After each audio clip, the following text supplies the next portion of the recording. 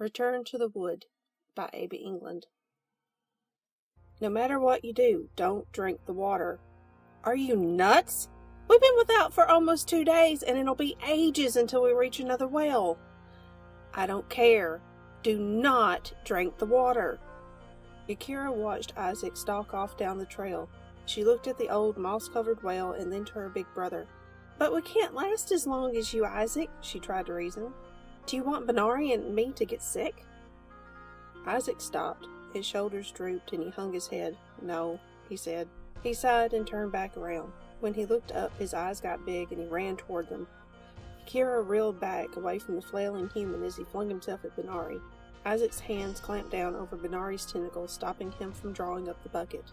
Yakira shivered. Isaac was nice enough and he was interesting, but there was something about human hands she found creepy. We're in Fae territory, Isaac hissed. Don't drink the water. Don't eat the food. He lifted his hands and gestured to himself.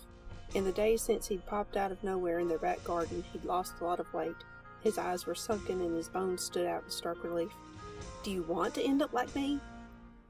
Yakira shook her head, and Benari let out an agitated burble. Her brother released the well's crank and stepped away. We can only last another day or two, he said. I know. Isaac dropped his hands down by his sides and frowned. That's why I didn't want you two to come, he said. I thought the warnings were just fables, even after I found out that they were real, but just look at me. One bite, one sip, and mortal food and drink will never satisfy you again. His eyes slid to the side, and he gazed at the well with as much longing as Yakira and Benari. Isaac's jaw clenched and unclenched a few times, and his fingers flexed before he curled them into fists. He sighed before drawing himself back to his full height again.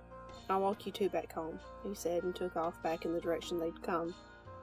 Yakira quivered and looked at her big brother. Benari didn't look happy either, but he followed along after the human.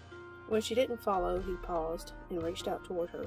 Yakira keened and wrapped her tentacle around his larger one, letting him lead her back toward home. The three walked for hours through misty woods.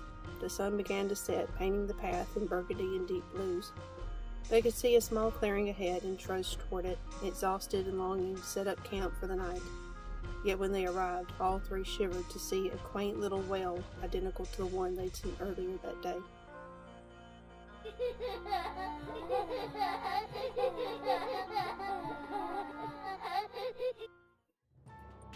If you enjoyed today's story and would like to see some more stories or articles or find out about my books, you can find more information at abengland.com.